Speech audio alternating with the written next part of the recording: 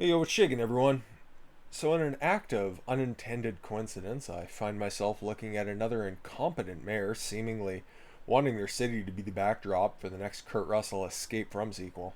Here we have Sentient Soypod, Ted Wheeler, bound and determined to be the most hated individual by every side imaginable. The rioters in Portland want him to step down, along with a host of other insane demands, and anyone with an IQ over 15 can see he's practically endorsing the destruction of a city. For what exactly again? So, for almost 100 days now, Portland has experienced nightly riots ever since George Floyd escaped us into that big fentanyl factory in the sky. And locally for Portland, 92 consecutive nights of rioting, as we see here. All of this was in response to a violent criminal's overdose death facilitated by shitty training by police officers who were also halfway across the cocksucking country. Never forget, by the way, Floyd broke into a pregnant woman's home and put a gun against her midsection while his crew ransacked her home. A gentle giant, my ass. Anywho, for 39 nights, Wheeler allowed the riots to go unchecked. Him and Multnomah County DA Mike Schmidt isn't prosecuting practically anyone that had been arrested and charged with crimes related to the rioting. This pair of dorks, oh, pardon my language, for all intents and purposes, let a city of 500,000 people be mob ruled. Enter the president with Operation Diligent Valor. As the rioters were bombing the federal courthouse nightly with fireworks and explosives, Trump called in DHS's Rapid Deployment Force to protect the federal property. This is where the narrative of Trump's secret Gestapo comes from. Here's a picture of the unidentified officers. Unidentified officers. The same ones that were accused of snatching up peaceful protesters. In total, two instances of this shit actually happening. With the longest abduction, which was really a questioning, by the way, lasting only 90 minutes with no charges being laid. Rather shitty abductors, I would say. Considering they had, I don't know, how about fucking ID numbers right here? As well as, I don't know, police being emblazoned on their chest. And where did they take this shitbag, by the way? They took him to the federal courthouse he had been reportedly throwing explosives at earlier. But I digress. Even with the feds being effective and carrying out Operation Diligent Valor, in a stroke of surprising clarity, Governor of Oregon, Kate Brown, a Democrat, but that goes without saying, negotiated the president to remove the federal officers and actually look after her own mounting pile of shit. To be honest, the feds remained on guard in the federal courthouse, and nearly immediately the state troops left after the previously mentioned Attorney General stood his ground and still refused to prosecute. Good luck, Portland. Hopefully all the hipster beards and rainbow-haired gender studies majors tire themselves out. What happened to the man of the hour? Old Comrade Teddy. What the fuck was he up to? Well, joining in the riots, of course. If you had Mayor joining in violent riots on your 2020 bingo card, feel free to dot that one off. Old Pencil Neck Teddy here tried showing support for the nightly riots on July 22nd, going into the mob and tried to reason with them. He was not only booed off stage, but tear gassed for his troubles. After that embarrassing failure, the mayor retreated back into the county courthouse, at which time he waited for about an hour, then declared the gathering outside to be a violent riot. Just a little nugget of information, the mayor of Portland actually doubles as the commissioner of the police department. It's probably not the only thing he pulls double duty on. Oh, shit! So on the back of a demoralized... Oof. So on the back of demoralized, retreating police... Oh.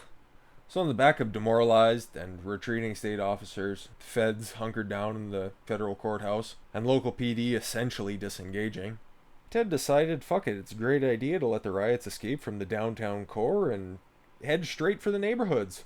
Yeah, because then the bags of shit who ran out of stuff to break and burn can go and spread peace and love to the locals so they can suffer like everyone else. Bullhorns, strobe lights, roving bands of aimless assholes screaming how the white man stole the land that they live in, and waking people up at 2 in the morning yelling, "No justice, no sleep." Let's take a look at a couple of other notable instances as well. Rioters accosting a local idiot protesting COVID authoritarianism by wearing a Nazi armband. We got Ava Braun here, who had her home doxxed, lights blasted in her eyes, and assaulted for her troubles. What about Marquis Keislov? Really heavy accused. He absolutely boot-fucked a guy who earlier saved a trans woman, somebody they would claim to fight ever so hard for, from having her bag and her skateboard stolen. Adam Hayner, the victim, was beaten up for his troubles, and while he was collecting his scrambled thoughts, was punted through the uprights by this warrior of social justice. Carry on, brother. Many officers have been injured, millions of dollars in property damage done, home values dropping like naked Athena's clothes before displaying that hairy disaster to armed troops who had to have been dying of laughter behind their riot shields that were pulling double duty as sneeze guards. Wonder if they ever got the smell out of that pavement. Anyway, how about the saga of Grandma's Boy? Gabriel Agard-Berryhill, who the autistics of Reddit identified by reverse engineering a review on a website that Grammy had bought his lovely tactical vest on.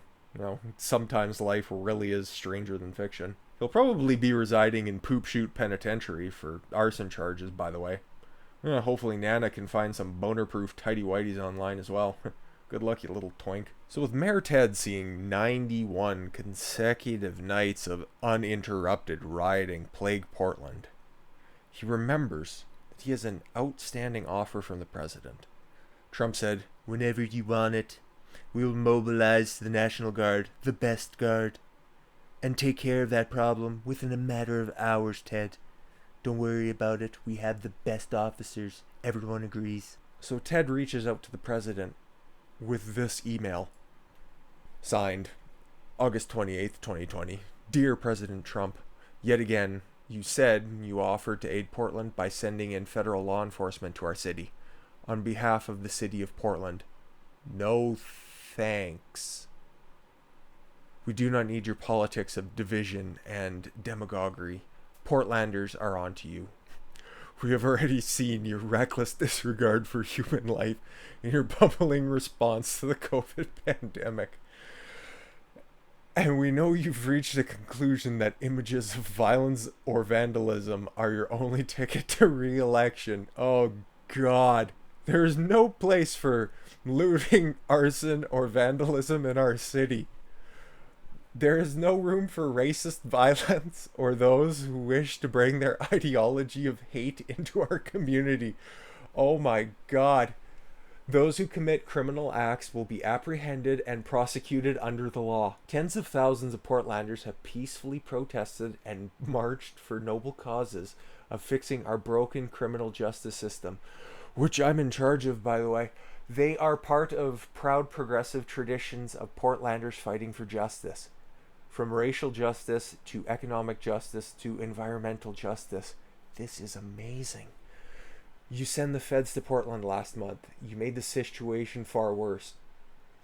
You offered to repeat that disaster in a cyclical attempt to stoke fear and distract us from the real work of our city.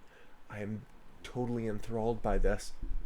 In Portland, we are focused on coming together as a community to solve the serious challenges we face due to systemic racism, a global pandemic, and an economic recession. Stay away, please. Signed, Ted Wheeler, Mayor of Portland. Feel free to contact the Mayor of Portland at mayorwheeler@portlandoregon.gov. Words cannot describe how funny this is. Chris Rock, George Carlin, Richard Pryor, step aside. The funniest joke ever written has finally been put to paper. Keep the comedy clubs closed. We don't need them anymore. And as if the good Lord seen this from above, he bestowed upon us this gift. Well, look at that. They took it right to Wheeler's house this time. They broke into the condo building, set up a metal show out on the street, and fuck yeah, tagged up the building at street level, and hit all of the exposed windows with strobe lights. Oh, Jesus, can they get a different tactic already, these one-note aspies? And the next day, I literally could not have seen this coming. He responds with this tweet. Thank you, Portlanders, for your powerful display of solidarity at last night's demonstrations. Racial justice requires the entire community to come together. Let's continue to focus on the work ahead and move forward with reform, recovery, and resilience plans for Portland. If he manages to get a single vote in the upcoming election, I will be genuinely shocked. At least Lori Lightfoot barricaded her entire block from Chicago's riots. Fucking Tony Evers out in Wisconsin called the National Guard and more National Guard the night after shit went further sideways. But no. This is the same guy who applies fucking Elmer's glue stick in lieu of actual lip balm. Decides to thank the rioters? I can honestly say, I couldn't trust Ted Wheeler to lead a marching band, let alone the 26th largest city in the country. My recommendation, if Ted wants to run anything after this, may I suggest being Joe Biden's debate prepper. He seems to be uniquely equipped to deal with the profoundly retarded. Thanks for watching, guys. I've been Don Khan-Swaylo, and remember, follow your gut, get after it. Take care, everyone.